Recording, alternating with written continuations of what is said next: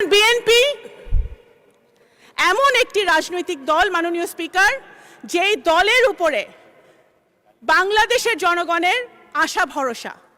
সুতরাং বিএনপিকে ক্রিটিসাইজ হবে সেটা আমরা জানি। বিএনপি এমন একটি দল যেই দলের নেতাকর্মীরা সেই দলের নেত্রীর মতো আপোষহীন হয়ে একদিনের জন্য আইডেন্টিটি গোপন করে রাজনীতি করে নাই।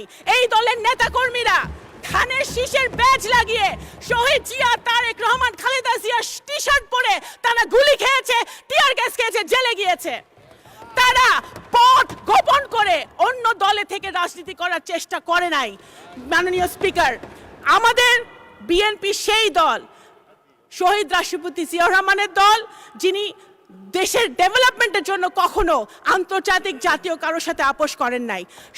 বেগম খালেদা জিয়ার দল, যিনি দেশের গণতন্ত্রের জন্য, স্বাধীনতা, সার্বভৌমত্বের জন্য কারোর সাথে আপোষ করে নাই। এই দলের হাজার হাজার নেতাকর্মী জান দিয়েছে, প্রাণ দিয়েছে, ভবিষ্যতেও জান দিবে, প্রাণ দিবে।